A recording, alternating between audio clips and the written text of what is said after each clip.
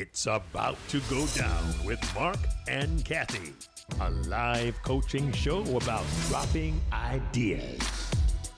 Marc and Cathey coach and have conversations with brilliant idea creators who are reimagining the world through the expression of their words, thoughts, and actions. Hey everybody, welcome to It's About to Go Down. I'm Cathey Armias. And I am Mark Williams, and we have with us today, he's not just an educator, he's not just a district leader, he is Dave Graeber, the character. This guy is a character beyond character.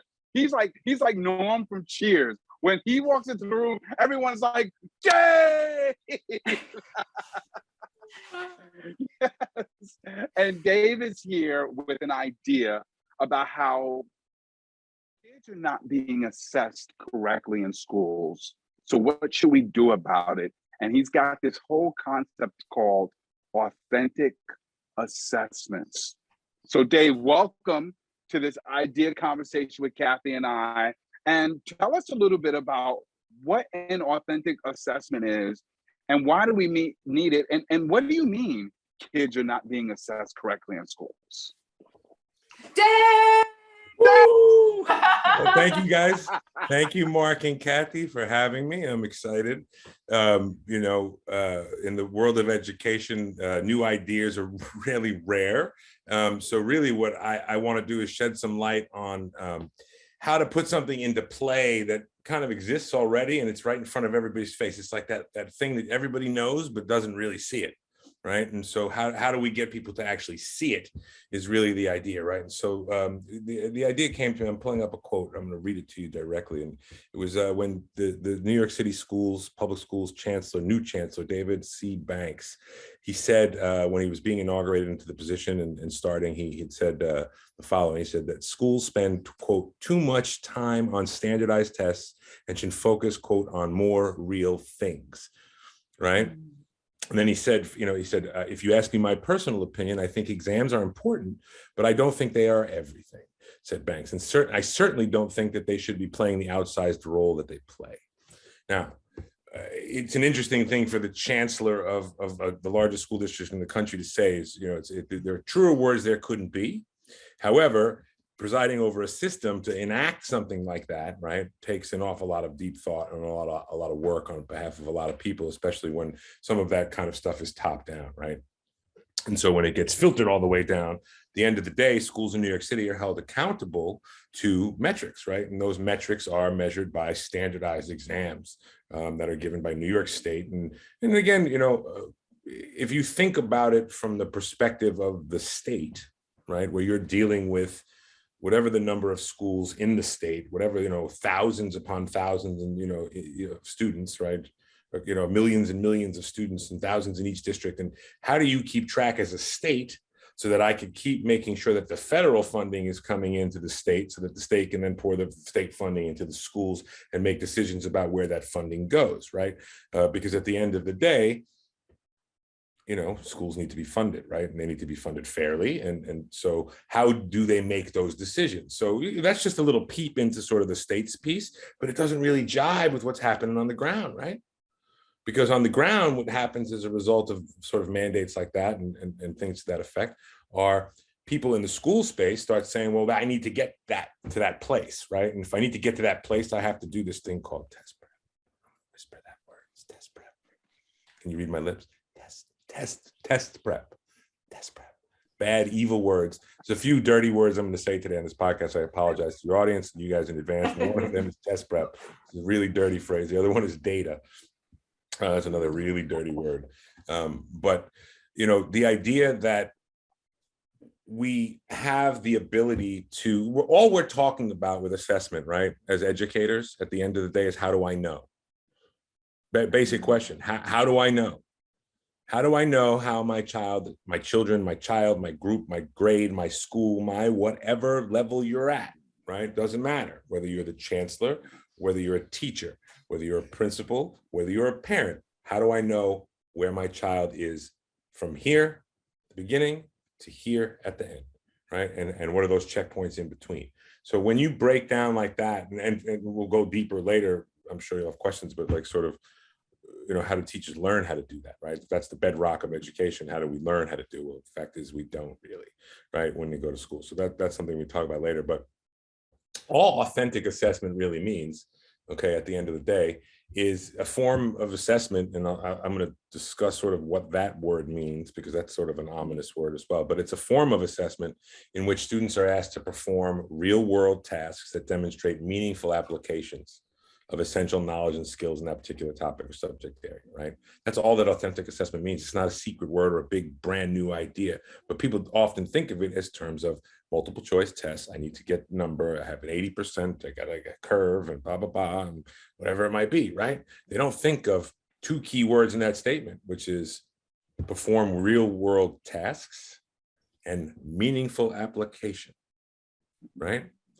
Now, when I talk about it, I think that answers your question, right? And sort of what does authentic assessment mean, and where does this idea generate from?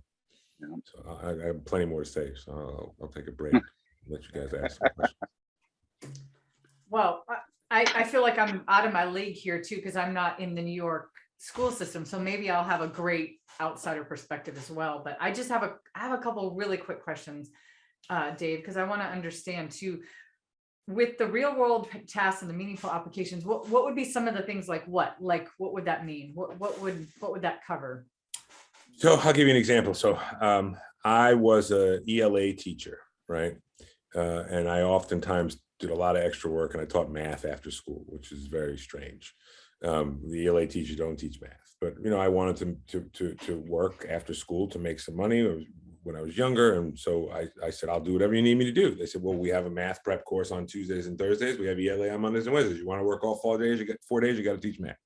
I said, I'm in. I'll teach math. And so I was trying to teach length, width. When you go across the plane, ELA, Mark, help me out, right? When you measure the size of a TV screen, right? When you try to measure the size of a TV screen and you want to buy a 60-inch television, you don't measure it from left to right, right? You measure it diagonally, right? So you're trying to get the area. Yeah, sure. Right. So yeah, exactly. So what I did was, but in order to prepare for that particular lesson, and I didn't know, by the way, that I was making real world connections at the time. I didn't use fancy edge of speak, right? I was just a teacher trying to make sure I had something to teach these kids in front of me. And I thought, and this, I'm going to age myself here a little bit, Mark. Right, this is before flat screen TVs, or they were right when flat screen TVs were blowing up, right? And if you think about it, the exponential rate is not that long ago, okay? Yes. But the point is it was right around then, so it was really relevant, right? People were like, oh my God, you have a flat screen on your wall, this is crazy. This is amazing. I can, you have all the space, blah, blah, blah. Anyway, so I did a whole lesson on choosing a television, right? And how do you pick the size that's right for your wall? And gotcha. I just looked up, I looked up specs, and I just pulled out, I Googled instructions or whatever it was, and voila, all of a sudden I had this real world opportunity for them in which to learn. Now, you can't always do that, right? But you can position things in as real world a way as possible. So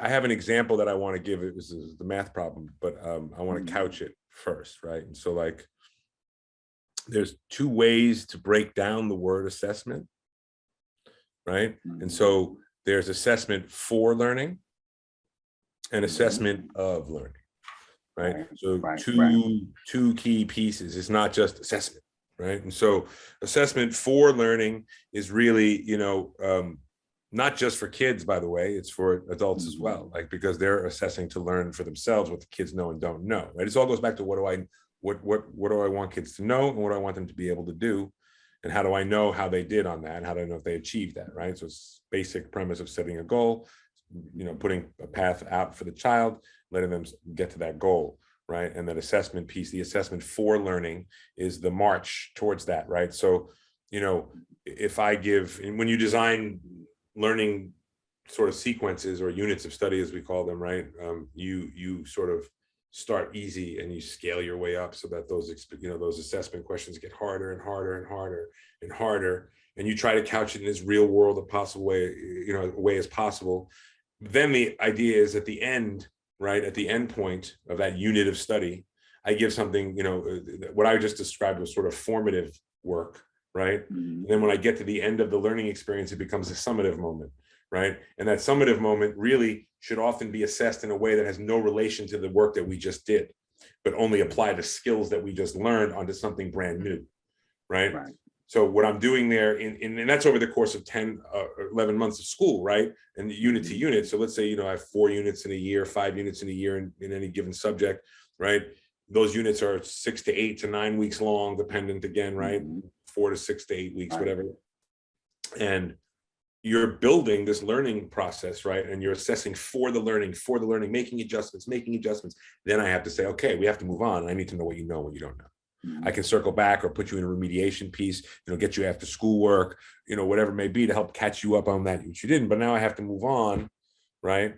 Without leaving you behind necessarily, right? Depends on the subject. But again, that's what the assessment work does for me, right? So if I authentically am assessing kids and putting them in real worlds, because if I just keep asking them questions like they do in the state exam, they just get answer honestly. There's not honest work, right? But when teaching, and the reason why math is a really good example of this, okay, is because everybody thinks that in math instruction, first of all, in math instruction, there's very few, and I apologize to anybody I'm offending, but with this, but very few, and if you are one, sweet, very few elementary school teachers are math teachers or teachers of math. On the internet when Common Core rolled out, why do I need to do all this stuff with the boxes and the charts and things and why, right? And people are going to get annoyed with me, but that's because those parents didn't understand what was happening, because parents learn math to get answers, and we're not trying to teach kids to get answers. Now, ultimately, they have to answer questions, right? And they have to pass the test. So there is answer getting. But when I'm teaching math, right, there's ways to design formative assessment, or what I like to call tasks, performance tasks, right? That have rubrics that help the kid to identify what they did right, what they did wrong, what they need to do better, etc. But those performance-based tasks have multiple, and there's something called depth of knowledge, right? There's tasks that ask just for recall, which is really basic. There are tasks that ask you to expand on that a little bit. And that's a whole podcast unto itself. But the idea is I want to create rich task experiences that allow kids to express. So, right. So here's this math example. Let's say, and Kat, I apologize because Marc will relate a little more to this in terms of like what a quality lesson looks like. But the idea is I'm going to teach 4th grade kids perimeter. I'm going to ask you guys to do this math too, by the way. Uh-oh. 4th grade math. Dave, wait, Marc Davis starting the first game of this podcast? I know. Go ahead, well, this is an idea. This is an illustrative point about how do I assess for learning, and what does that look like in comparison to what's more traditionally known, which is assessment of learning, right? Like that end of unit multiple choice test, right? But again, when I'm teaching, I'm always assessing. This is why it's a dirty word, because I'm always doing it. I'm always doing it. But when you do it well and you do it right, it's amazing because it makes you a better teacher, right? And the point is I'm doing this lesson on perimeter, and a really good lesson is you guys come into my room after lunch, and on the board it has the do now, right? And on the do now is a square, and the square is, I can show you, right? The square looks like this. It looks like this. And it has the right in front of you. There we go. It keeps its appearance. There we go. Okay. Yeah, right? Yeah. See the 4x4? That was the lesson we did yesterday about, we had a whole discussion about rectangles and squares, and can a rectangle be a square? And we used that as an example. So you knew that was 4 and 4, and then you had to, the do now is to fill out the other 2 sides. So you knew it was 4 and 4, right? So the aim was today you're going to learn about, students will be able to figure out the perimeter of any given space, right? Whatever there's very formulaic ones in every school. And then there's a mini lesson, right? And this mini lesson follows a very specific format. I'm going to show you, right? Then we are going to do it together, and then you are going to do it, right? It's traditional teaching, a very basic pedagogical move of, I do, we do, you do, right? And so I give, I have this, like whatever it is on the board, the formula's there. They all have to take their notes, right? Every teacher in America makes kids take their notes, right? So they got to take their notes. They write down the formula for perimeter, right? So I wrote on the board side plus side plus side plus side equals P. And I explain it to everybody, the I do part, right? Like, and then I give an example. I put, I draw a house or whatever. I draw on the board and I show an example. Look, see if, and I go back to this example, right? And I say like, so we can figure out, and then, you add the sides, right? And then we do it together. I have another problem and I put it on the board and I ask Johnny to come up, or I ask Sally to come up, or, whoever.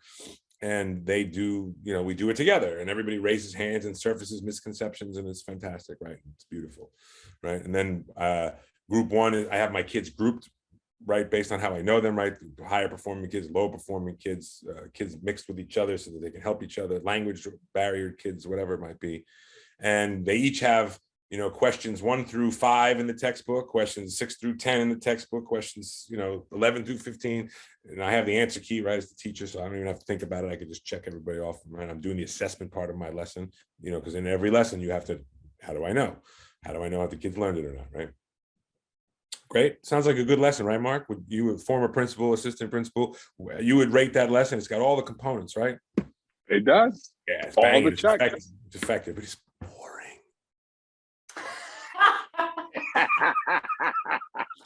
Boring. It's boring. It is. The kids sit there, they take the notepad. You think they ever go back to their notebook unless their parents tell them and look at that formula that you wrote? Probably not, right? So point being, look at it this way. Now, at the end of lunch, you come back to the room. I'm standing outside the door and I have a piece of paper in my hand. And I hand this piece of paper. Don't look at this piece of paper. Go to your desk. Go to your desk. Get to your group. Take this piece of paper. Everybody goes in. Okay. Everybody gets in. Everybody sits down. Hush up. What's going on? What's this piece of paper? Don't look at the paper. Don't look at the paper. I have a problem and I need your help. So take out your math notebook. You're going to need it, but here's what I don't even have anything written on the board, which my principal would shoot me for, right? Okay. How dare you not have a swabat on the board? Whatever. Anyway, I have this problem. My landlord, really a big deal. My landlord is allowing me on my little space that I have in the back. I'm on the ground floor, right, of my walk up. I have the ability to build a 4 foot by 4 foot little dunk pool. Sweet, right? Right? Dip my feet in, maybe cold plunge, right, guys? Awesome. I'll invite you guys over. We'll have a little class barbecue. Kids are like, yeah. Right? I would get everybody quiet then. Okay, but I need your help. You got to help me because I want to make it look nice, right? So I want to surround this 4 foot by 4 foot pool with these beautiful 1 foot by 1 foot tiles. Right? But I only have a small budget. I need to know exactly how many tiles I need. And I need you guys to help me figure that out. So on that paper I gave you is exactly what I just described. Right? So you don't have to rethink. I don't have to retell it. I don't have to re-say it. Now, put it on the board and get to work. Get to work. Everybody get to work. So you guys go ahead and get to work real quick. 2 of you. Got it yet? Yeah. You got the problem? You know what the problem is? 4 foot by 4 foot pool, 1 foot by 1 foot tiles. I want to surround my pool. How many tiles do I need? Right? That's the ultimate question. I'm going to turn my screen thing off so that I can share paper with you.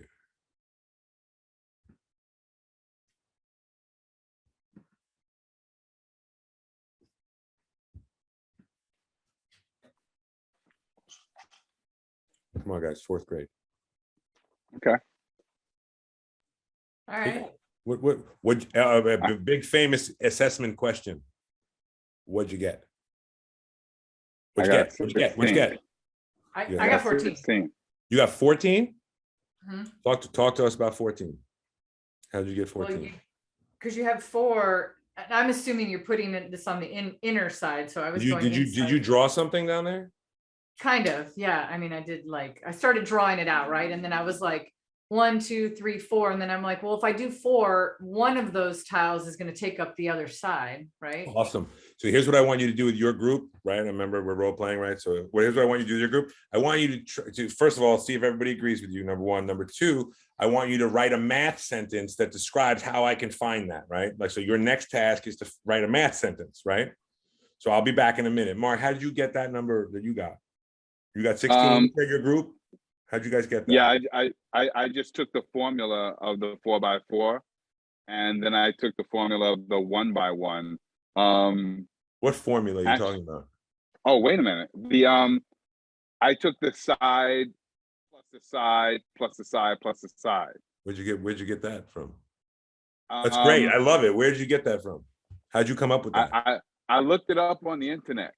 Oh, you used your phone. You know you're not supposed to do that, young man. What? All right, I'll let it Did you slide this cheat? time. But so here's what I want you to do. Can you, with your group, and can you explain to your group that formula, that quote unquote formula? I love that math word. We're going to put that one on the wall. Oh, it's 12. It's wrong. Well, there's no wrong answer here, right? And so so now, right? So good, right? Now here's what another group did. Okay, another group did this. Okay, so that was your group and your group. Your group got 14 originally. You can adjust it to 12 if you want. Your group got 16, right, Mark? So my group did this.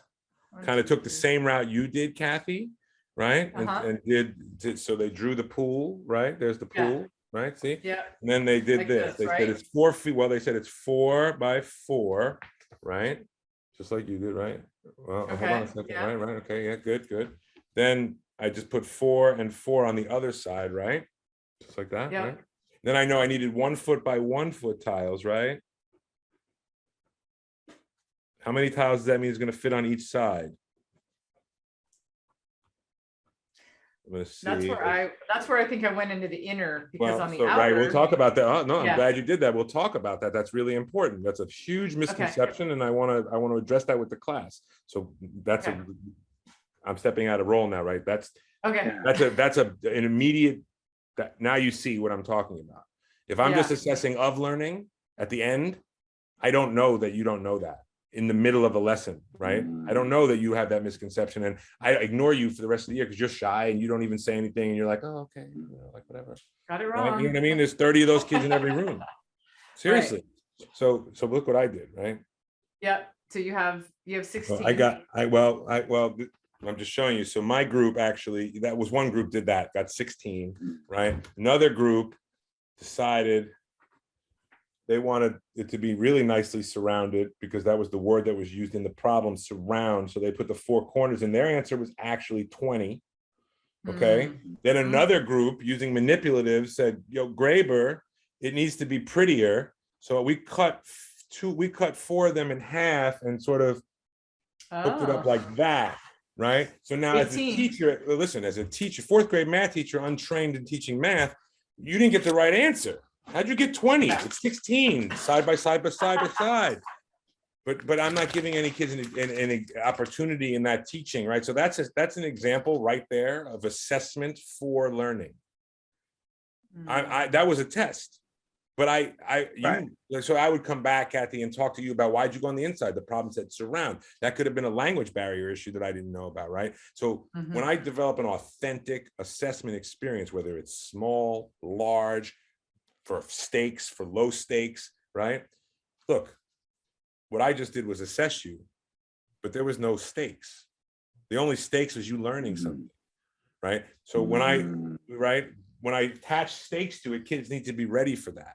So you need to give them these experiences authentically to build them and ramp them up to, so that even when you put an unauthentic piece in front of them, the realistic piece, the state exam, the regions, whatever, right? It doesn't matter. And here's the problem. The problem is teachers don't trust that.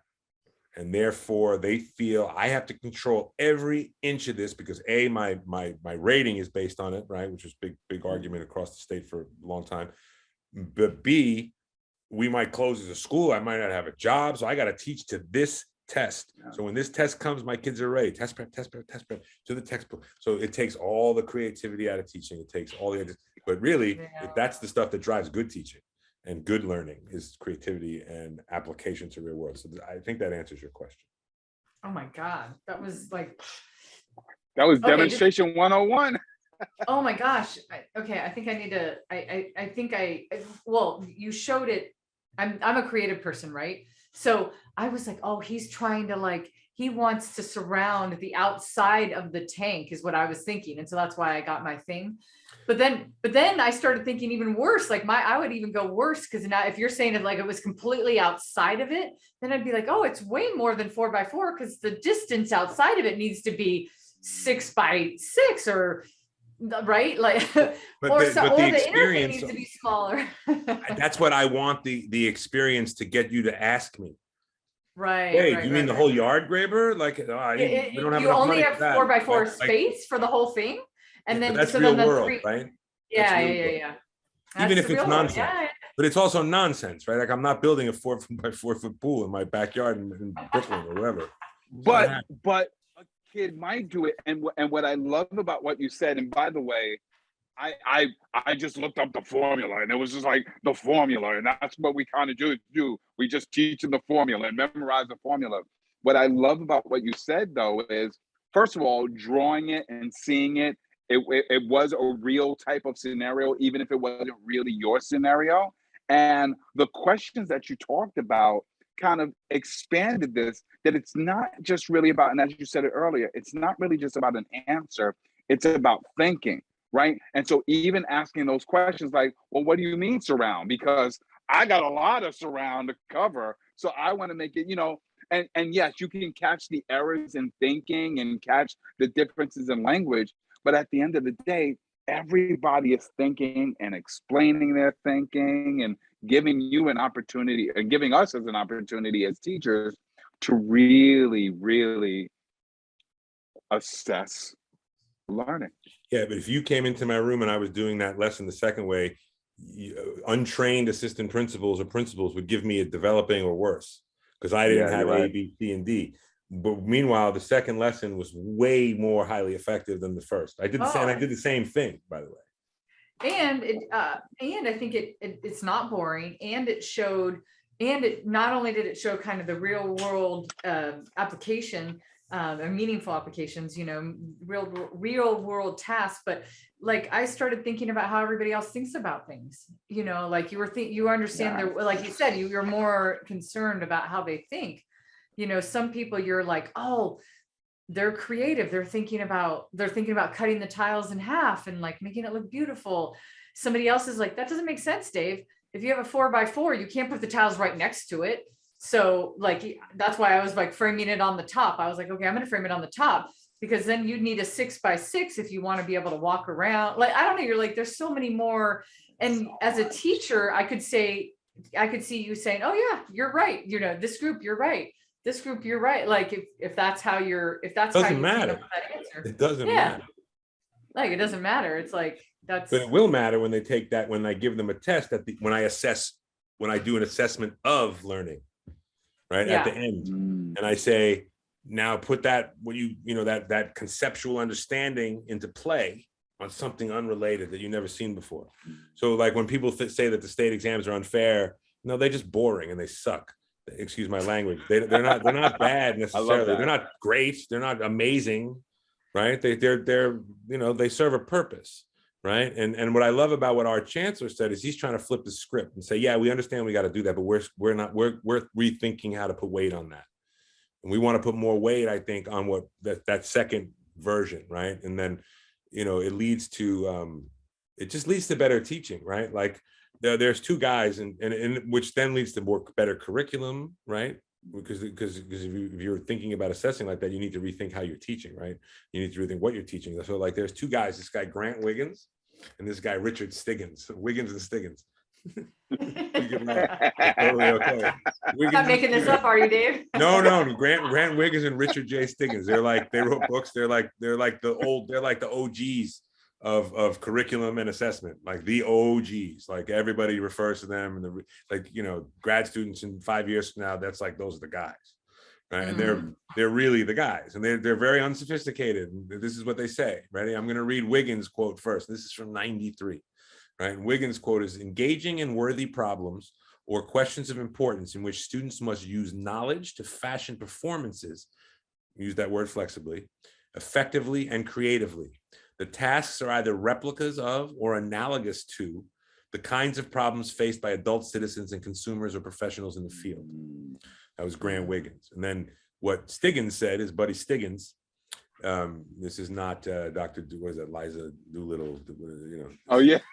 This isn't that. But what You're Professor hilarious. Stiggins said was performance assessments call upon the examinee to demonstrate specific skills and competencies, and I love that word, that is to apply the skills and knowledge they have mastered, right? So there's levels of this thing. It's not like, you know, it can still be a writing, like I could still be asking you to write an essay, okay, at the end of the day. But your experiences leading up to that essay can be all kinds of different things. And even when I pose that essay to you, it can still be rigorous, right? And it can still be deep, right? It can still be asking you to do things on multiple cognitive levels. And that's what becomes authentic, right? Because the real world problems ask you to engage on multiple cognitive levels, right?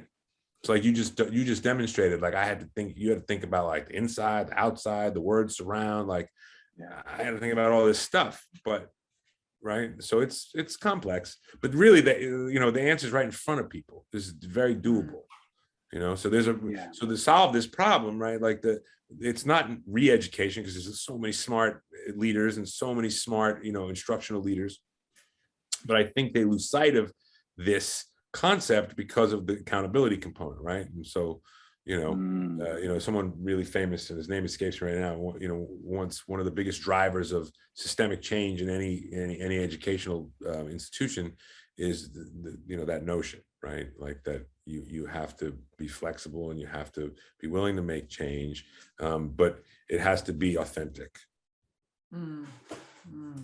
So Dave, then, and I'm glad that you brought that up, right? Because it's like, you've got this great idea about authentically assessing students.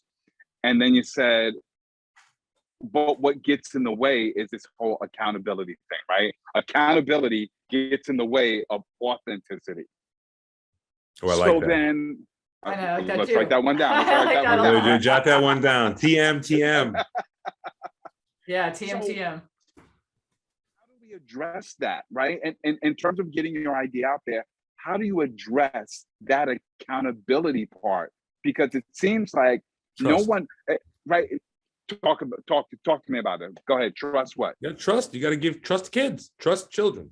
It's impossible, right? You can't trust them on more. And you know, you got to change the states. It should be more portfolio based, right? The state should be trusting the local districts, and local districts should be trusting the schools, right? To put in place, you know, portfolio assessment style, right? Where like I'm building up, a portfolio, and then it's really, look, standards drive instruction, right? That's a guarantee. That's a must, right? These standards are developed by teachers in every state. Doesn't matter what state you're in. Doesn't matter what district you're in. Standards are created by professional educators, always. It's not like, people weren't in the room. Like this is, so this, when you look, especially now with the Common Core, right? And if you look at standards, that's what you're assessing, right? So people need to take a moment and really learn those standards through and through, and then understand how to put them into action, right? So like when the standard says X, I can get, and again, you got to be creative here, right? Not everybody on a staff is gonna be able to do that. So sometimes people on the staff, you got to know who your players are, right? Who can do this kind of work in your building, and other people can carry that work, right? But they can't create that work, right? And I'll get to that in a minute. But the idea is I forgot what I was saying. I went on to another idea in my ADD brain. Well, you were talking about OCD and ADD. Getting to the standard, understand. Well, right. So the standard, right? So like if you're assessing standards, what does it matter whether it boils down to multiple choice? I could put in a machine. Yeah. Machine, and it spits out the information. When I have a portfolio and I have, I'm teaching middle school or high school, and I have a caseload of 120 to 150 kids. In Mark's old school's case, I probably have 200 kids. You're out of your mind, principal. You think I'm going to sit here and do portfolios for 200 kids? That's bananas. Right? So maybe that's not realistic in all situations, right? But in other situations like that, maybe it's an exit interview, right? At the end of every class or in the end of every quarter. It's something to that effect, right? Like that's real world, isn't it? Like if I want to go get a doctorate, I have to sit in front of a panel, right? Like, when I want to get a job, I have to sit down and answer hard questions in an interview, right? Like, so, Right, you know, maybe listen, I'm far from the creative mind in this business. There's many, many more creative people than me, but there are so many ideas and so many interesting ways of thinking about saying, this is where we are. This is how I know my students as a principal, right, are moving from A to Z. Yeah, I still give them iReady, or I still give, you know, and iReady is just like some, you know, machine. Yes. I use that, and I still give them, you know, mock ELA exams for that dumb exam that takes place in April, or, you know, whatever it is, because that's the real world. But at the end of the day, my kids don't care, because we've created a culture. So now you get, how do you do this? Now it gets down to leadership, right? Because how am I going to lead my building? What are my goals? What's my mission? What's my vision? And how do I make all those things link up, right, with the curriculum that I have? And that's a whole nother problem. That's a whole nother podcast, right? Like, that's a whole nother set of circumstances, because now schools, well, guess what they do? Most of them, they buy a program, whether it's Teachers College, highly regarded, or whether it's Engage Mathematics, or whether it's Ready Generation ELA, or whatever it is, or whether it's a history textbook, or whatever it might be. Well, little hint, those were written for everybody. They weren't written for your kids, right? So, you know, kids in Beverly Hills are using the same history textbook as kids in, you know, maybe Bushwick or Brownsville, because the curriculum is the same, right? You know, you're still talking about New York in 8th grade or 7th grade or whatever it is, right? Or you're talking about the Revolution in 10th grade or whatever it is. There's pacing calendars, but they have these store-bought curriculum. They have no flexibility. So until teachers, and they know they're not curriculum writers, right? But until teachers learn to own the tools that they use, you're not going to really solve the assessment problem, right? Because they're tied together. I don't know if that made sense to necessarily non-educators might be listening, but, you know, what I teach and how I assess are intimately tied together, right? Like, you can't change one thing without dramatically thinking about how you approach the other, right? And so, like, if I want to authentically performance-based assess my students, well, then my instruction has to be sort of giving them opportunities in that area, right? So, like, you know, and I'll give another subject with another example. You know, if I'm talking about energy in science class, like 8th grade or whatever it is, and, you know, radiation, conduction, I wasn't a science guy, so some more of those big words, okay? You know what I mean? Convection, there's a good one. That sounds good, right? But all these principles of energy, right? And heat transfer and all that stuff. So instead, again, like, why can't I just be like, you know what? I'm sick of the hurricanes in the East Coast, so I'm going to build something around the hurricanes. And you know what happens when the hurricanes hit? The power goes out, right? You know what happens when the power goes out? I can't cook anything on my stove. So I'm going to ask these kids to solve that problem by building solar ovens, right? And I'm going to ask them to build solar ovens, and I'm going to give them, I'm going to, you know, be like, Principal Williams, I need a couple bucks so I can buy, like, you know, those baking trays, those aluminum foil baking trays, and like marshmallows and chocolate. We're going to do some more cook-off in the yard, and whoever can build the best solar oven that'll melt the chocolate at the quickest temperature, whatever, right? But they have to write a proposal. They have to put into play all these pieces, right? Like, you know, why can't I do that? Why should I be afraid to do that? Why should I not, you know, want to do that? And look, nationally, I heard nationally now, large percentage of people, you get the Common Core stripping me of my creativity. It's actually the opposite. It's actually the opposite, right? It was saying, no, we need to change this, and this is the way. Be more creative. Why can't teachers do that? Again, it boils down to leadership. And so all those things are connected. So, you know, it could lead to multiple other conversations. So that's pretty much that. Wow. Kathy, I wrote down a couple of things. First of all, I wrote down a question: are we assessing standards, or are we assessing answers? Right? Just because I heard Dave say that earlier about answers. I also wrote down, let teachers own the tools that they use. We need to get teachers to be more creative. And, you know, Dave, we use this term real world applications or meaningful applications, but you use the word problems. And that one kind of rang with me a lot. Asking kids to solve real world problems. And I don't know if I'm playing semantics here, but there's something about that word problems that that really sticks out to me, especially when you talk about trusting kids to do particular things that we can assess them on. So those are a couple of things that stood out to me. And Cathey, also, I just want to say, as speakers and trainers, we're always teaching. And we don't give quizzes at the end of a training session. We're authentically assessing, or we're at least trying to authentically assess people so that they know what they've gotten. I mean, that's why you do storytelling adventures and put blindfolds on people and things like that, because it's a creative way to assess and find out if people are really learning what we're trying to teach. Right, right. Yeah, you know what really stood out to me, Dave, thanks for all that, by the way. It's like to be able to make the non-educator really understand what you're saying. You did it in such a brilliant way. I really understand the issue, and I could feel the heaviness of it all too, right? Like it's almost like you know how you can fix it, but there's just a lot of barriers to that. But what I took away from it most was that at the end of the day, and you hear people in mainstream, and I guess by mainstream, I'm going to say people that are non-educators, right? People that aren't in the education system. Like you'll have parents or, people, yeah, we learned this in school, but everything you learned in school, you don't actually use in the real world, right? Especially when it comes to math.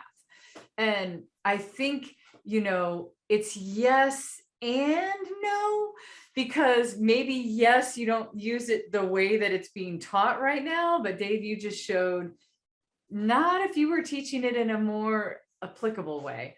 And I also, Marc, saw a parallel when I was thinking, when we teach somebody storytelling, we literally teach them to create, to be able to put the other people that are in, like if we're the teacher and we're teaching storytelling, we're teaching our audience, we're teaching the students, right?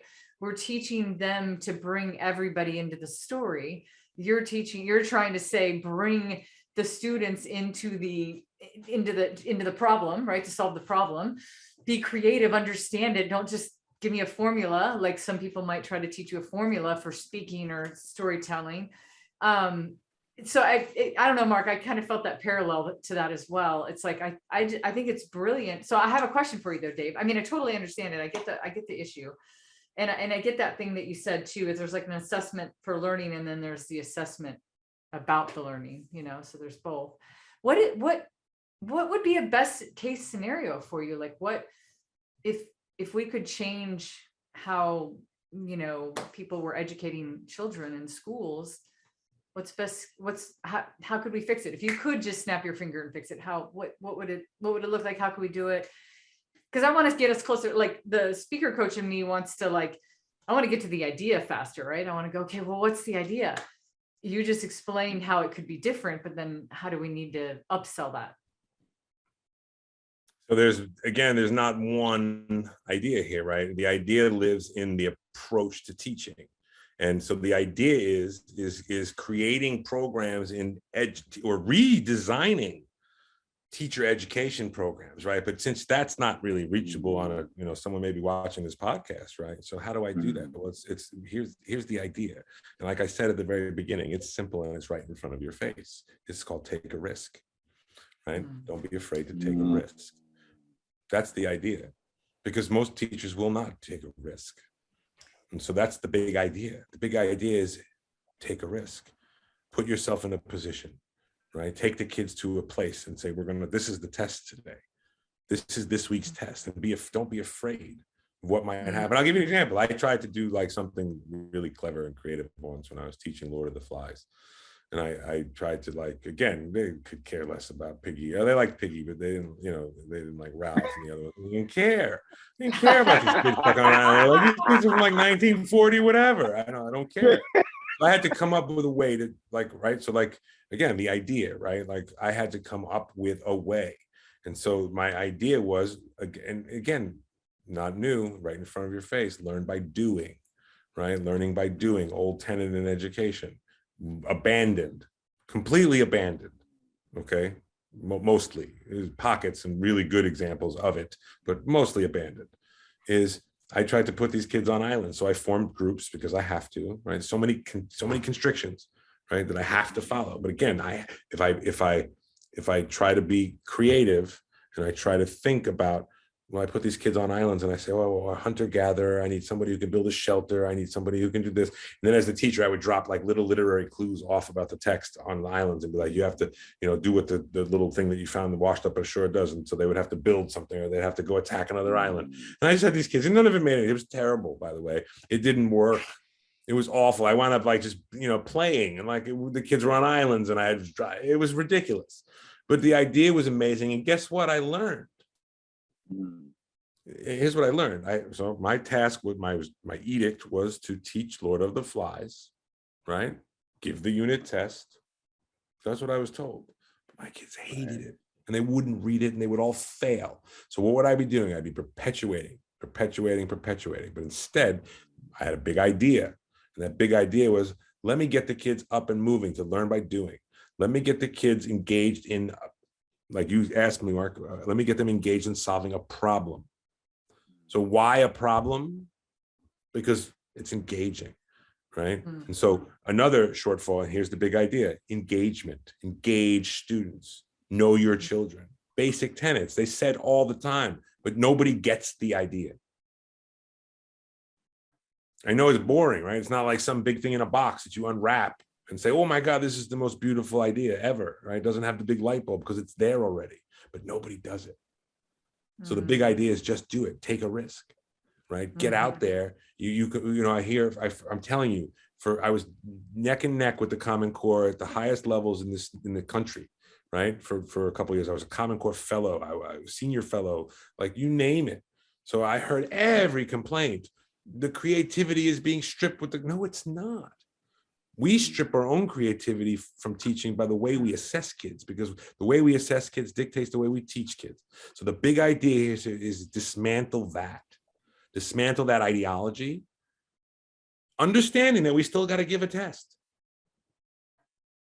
understanding that funding is tied to some kind of number. And big part of that idea is trust, like I said, right? Trust kids that when you engage kids, they will. Mark, you've been in many classrooms, you've been in many schools, okay? Is there nothing richer than as an observer, like a senior observer in a school, when you see kids like doing things and moving around and building idea, right?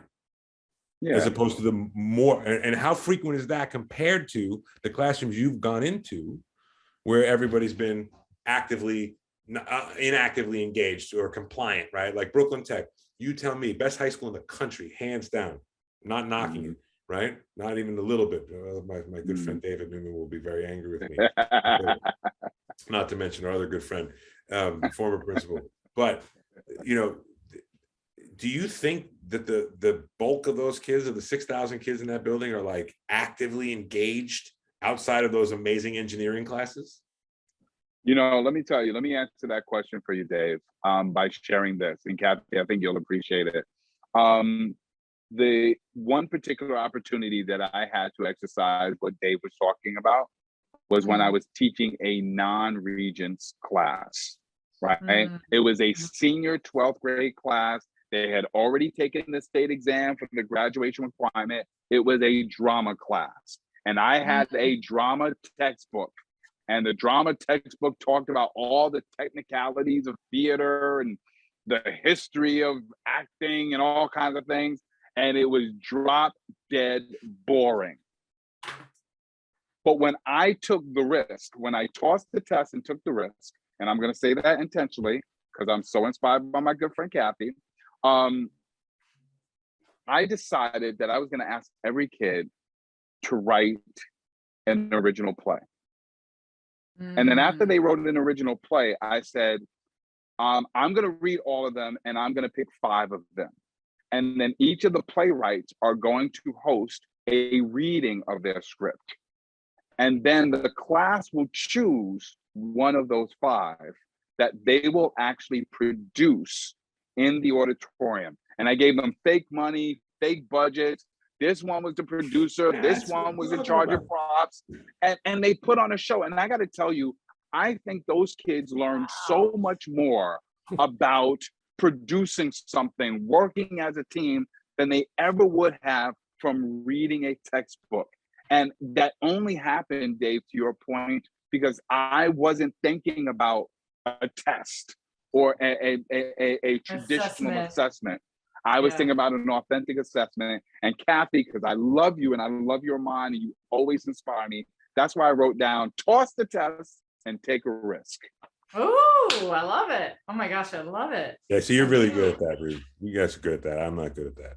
I'm not good with a good, I can't turn a good phrase like that. I could talk about, quadrilateral, all kinds of fun stuff. That you inspire thought, Dave. You inspire thought. Yeah, but it's a simple idea, right? Like, look at the, it's right there, right in front of you. So it's not complex. It doesn't take much. You don't need to buy anything. You don't need to build anything, and you are innovating. You're innovating beyond, right? Right. Well, Dave, you said something too that I think is really important, that again, it's so simple. It's like right here. It's so simple, but it's like all you have to do if you're an educator, if you're a teacher of any kind. I mean, Mark, this even works great for us, right? Is like, how many times do you teach something and you're like, well, in theory, you should do this. It's like, don't say theory. Like, let's pick something real. Like that. It's just like in theory. Who lives in theory? Like, those are a bunch of people that worry about things, because people that are always thinking in theory are like, oh, in theory, this could happen. In theory, that could happen. But I really liked the real world scenarios, and just even if it was something as simple as building a 4x4 plunge pool, or like, it doesn't matter, right? Somebody probably did that, right? That'd be great for an athlete that needs to get doing the ice bath. It would be perfect, right? Maybe you wouldn't want one day, but somebody will, right? So it's a real world. And Mark, what you did was so brilliant. I think about it. I had a friend one time when I was early on in I was still working in the world. I was a director of marketing. And I remember my friend was going to college. One of the, I'm not going to say which one, but I'm going to say one of the best colleges that has a really good art, and marketing comms program. And the stuff he was learning, I was like, that's like 5 years ago. Like, and nobody does that. And I was like, just get into some of the programs and mess around. Like, create a fake movie poster. Like, I don't know. It's like, so simple. I get it, right? Like, do it, like, actively engage. So I wrote that down too. That was there's a reason why that doesn't happen, right? So I'm glad you brought up a create a movie poster, right? So the principal, Mark, will relate to this, right? So like, if I come into your classroom as an observer, and this is where the breakdown is, and this is where the trust gets lost and the risks don't get taken, is I'm a principal and I'm not a seasoned, I can't see what you're doing, right? I just see what you're doing, you understand? And I walk in and I see this movie poster and I'm like, all right, so they're just drawing a poster? Like, how is that rigorous? Like, what does that teach? Right? Like, you know what I mean? So like the way you do, so like, that's the finesse, right? Like that's why, and that's the killer, because so many teachers, none that I know personally. So anybody listening, none of you, okay? But so many teachers nationally, I'm not talking about just New York, I'm talking about everywhere, just not willing to take that risk because they're afraid that the principal's going to come in and be like, what? Why are they drawing? What are they doing? Why are they talking? Why is there noise in your room? I'm not joking. It's very real. It's a risk killer. Sorry, I'm the only one laughing because I'm like, wow, that's the best way to learn. Right. But Dave's right. Dave's right. If somebody would have walked into my room and saw kids kind of walking around the room, and I said, well, they're working on their original play. To an administrator, it probably would have looked like mass chaos and like a party going on, and I was taking the summer off in April. So it's a lot of trust. What's kind of funny about that though? I think we try to fix it by the time we get, because Mark and I do a lot of work with corporations. We were putting on a training, I don't know if you've ever felt this way, Mark, and somebody pays you a lot of money to come do a team training or something, right? The more that you have them doing, the more that they're going to be like, wow, they're doing a great job. And you would think if you just go back to school and add the way that you're talking, you would think the less that I'm doing as the speaker, the trainer, that they're going to be like, why are we paying you if we're, but they don't. The more that you have them. And so it's almost like we're trying to fix it. It's almost like we're naturally trying to fix it by the time we get to a space where we're like, okay, it's serious business now. We're trying to sell widgets. So when we're trying to sell widgets, we need people to really be creative and solve problems. And we don't care about, But isn't that interesting? And that's the idea, right? Be authentic, have trust, and take a risk. I'm Because going we to bleed don't a do little. I'm going to bleed a little bit with another person that's she's on the same season that you're on, Dave. You're season 5, right? Brittany Zimmerman, she was a NASA scientist. She did a bunch of space, like she's like really geeky, awesome person. She put together a new company. And one thing that I love that she said, and this is kind of like, I feel like where you're going with it all. She's like, yeah, I created a company so we could solve what'd she say? Earthly applications. There's something really geeky, right? That's it. She should be a teacher. I wish she would come. I'm not joking. We need people like that. That's exactly the statement. That's literally the statement. We need earthly applications. But what was even better than that, because she took it further, she said, well, we want people that are not, like when we're trying to solve a problem, we don't want the people in the industry to do it, because we want people to think differently about it, right?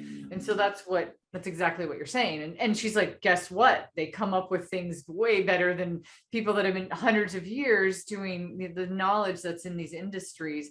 And people are coming from outside of it and going, well, wait a minute, which is maybe where I came up with the inner. I'm like, this is a design thing. You're doing this. And then you're like, well, and then Mark's like, well, how do you walk if yours is right up against, if it's 4x4, but then how big is the pool? Like, we're really starting to think about the earthly application, or the, the real world application. It's like, I love this. So Dave, this message is to all educators, right? Because it's to the teachers. The call to action to the teachers is like, be bold, take a risk, right? Or what you said, what did you say? Toss the test and take a risk. I love that, Mark. And to administrators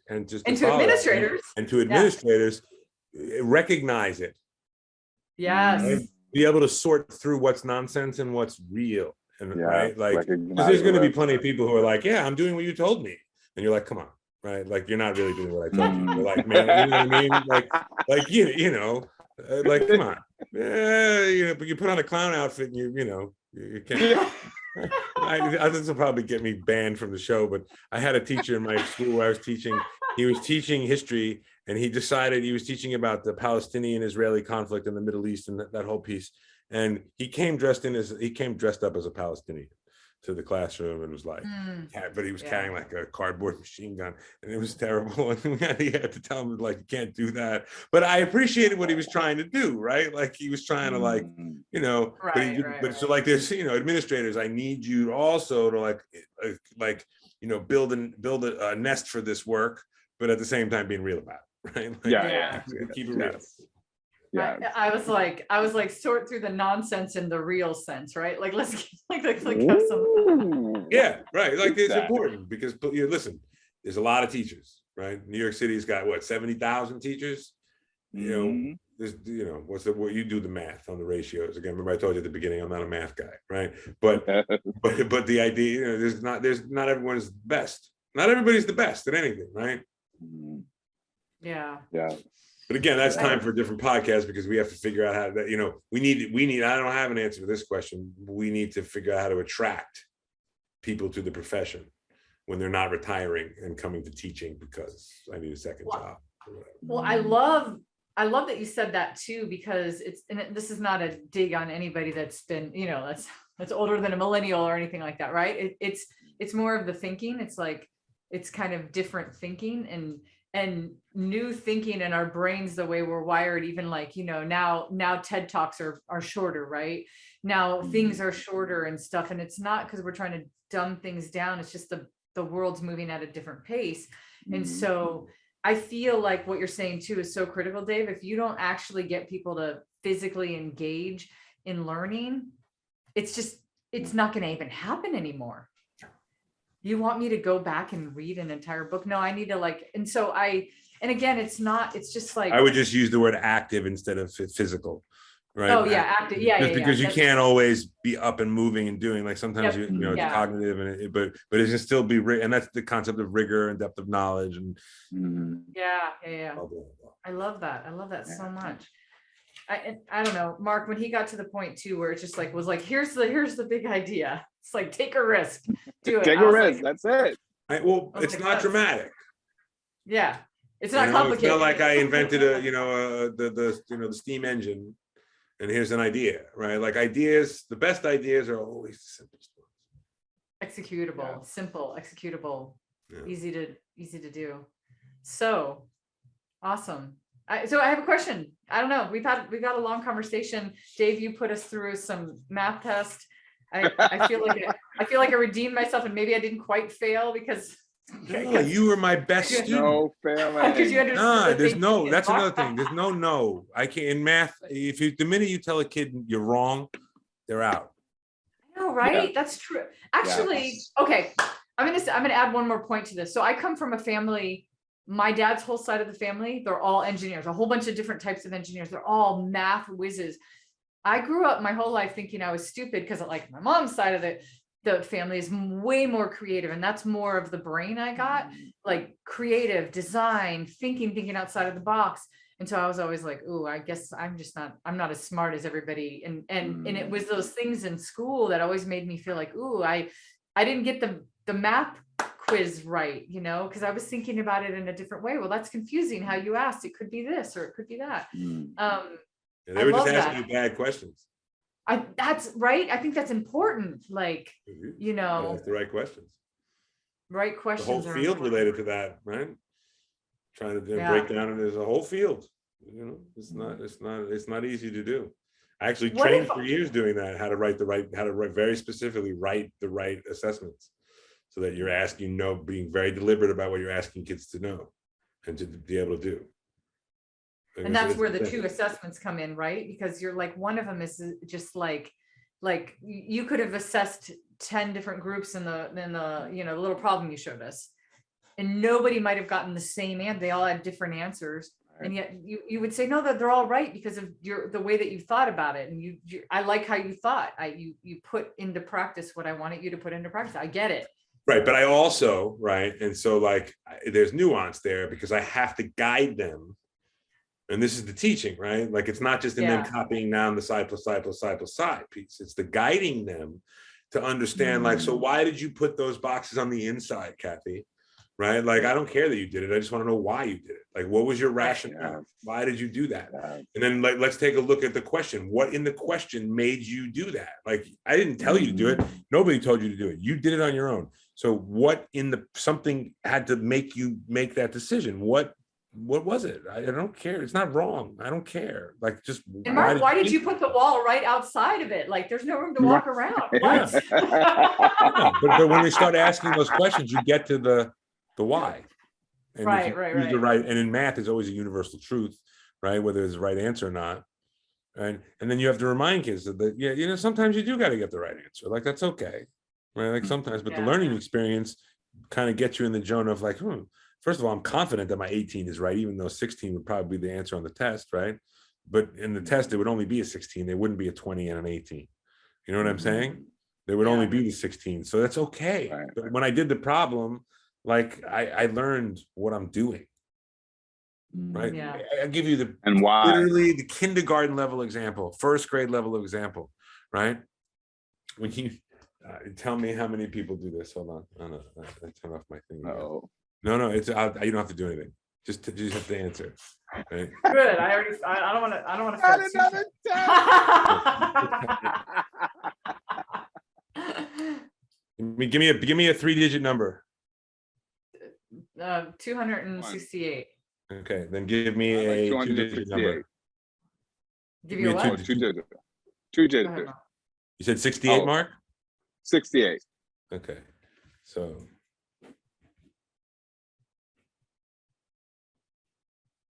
Cathey, Dave's playing all the games today. Look. I know. I love it. Right? You do it like that? Yep. Yeah. Familiar? Yeah. Yes. What does this mean? What are these ones? What is that? The carryovers. Carry over. What does that mean? Carrying over. You're adding. Carry over. Yeah, adding. What does carrying over have to do with math? That's how. It has nothing to do with math. You don't know. You don't know. You don't know. Nobody knows. My wife doesn't know. Nobody knows. Plenty of people know. This is place value. It's tens and hundreds and ones. So you do this like this because you don't need to think about place value because you memorized it and you went ahead, right? But so in that Common Core math, when the parents are bugging out about why is squares and why are all these boxes and blah, blah, it's because they need to learn place value. And it's the best way to learn ones and tens and moving tens to ones. Like they have to actually learn what that means in second grade. You're just 40, 35, 50 years old, whatever it is. The last time you did something like that was 90 years ago. Like you don't even know.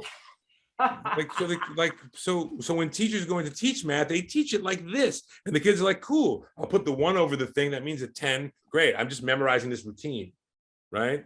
And I have this routine down, and the routine will only get me so far. When I get to really complex math problems in 8th grade, 9th grade, I'm going to be like, "What's the trick? What's the trick?" Yeah, no trick. Yeah, There's no trick. Wow. Yeah. Wow. Yes. You know what I'm saying? Yes. Carrying over doesn't mean anything. I love that. I mean, it does. You know what I mean. I was like, yes. Yes. You know what I know what it means. Yes, but the way you said it was so memorable that it's gonna stick with me. Yeah, so that's why all those people were banging heads during the Common Core, because they just didn't know. They're not teachers.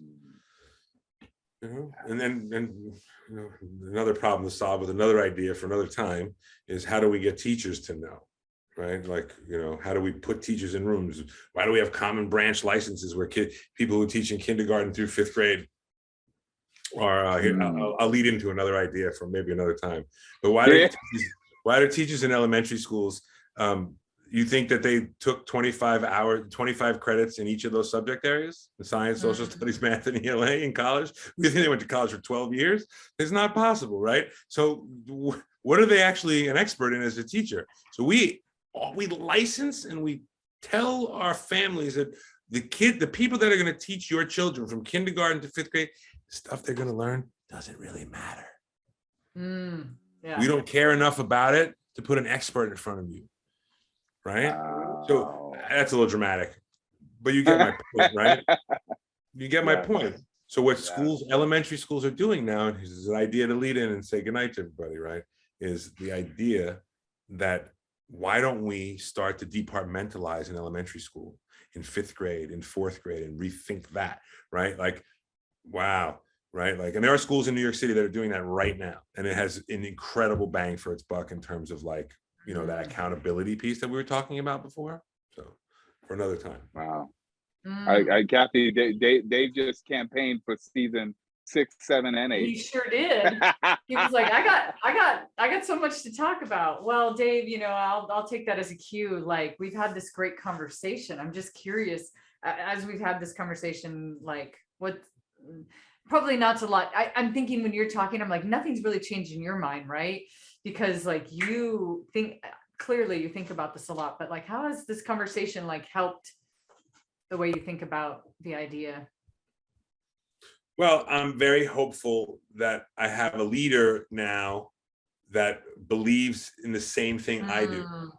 And so again, like I said before, I think it's just about leadership. Like it comes out of the colleges where we train teachers, and so I think as we start to have leaders in place that are thinking transformatively like that, right? Like are thinking about how to make that happen, then it will. Because there's one thing I know about people in our business is that if they want something, they'll get it done, right? And like if they'll find a way to get it done, they just need enough people to think it through with each other, right? And so. Yeah. I mean, it's just leadership.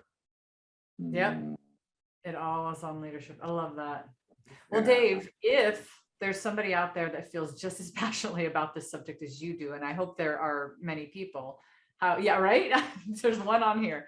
How would they find you? What would be the best way to reach out and connect with you?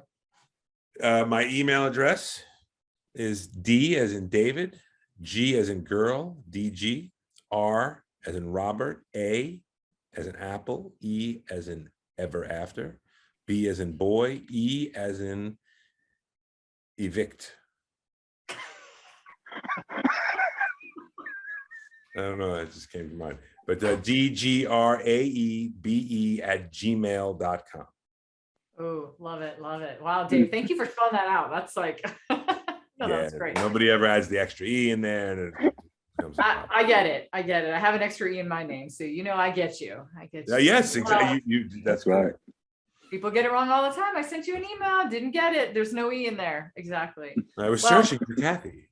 I can find, yeah, exactly. Well, for everybody watching, Dave, thanks for being on the show. Anybody watching that wants to come in and have a conversation, Dave, it's been so great to have you on. And we love having conversations about anything and everything that needs to be talked about. If you know somebody that you think, oh, they should be on this show and they should be talking about this idea, whatever it may be, reach out to us. You can reach Marc and Cathey at our website, which ours is www.itsabouttogodownshow.com. Dave, this was awesome. Please, I love this idea of authentic assessments, educators out there, leadership out there, districts everywhere around the United States and the world. Please think about what Dave said, because it's amazing. And he just proved it on our show. So Dave, thank you for being on. And for everybody out there, until next time, it's about to go down.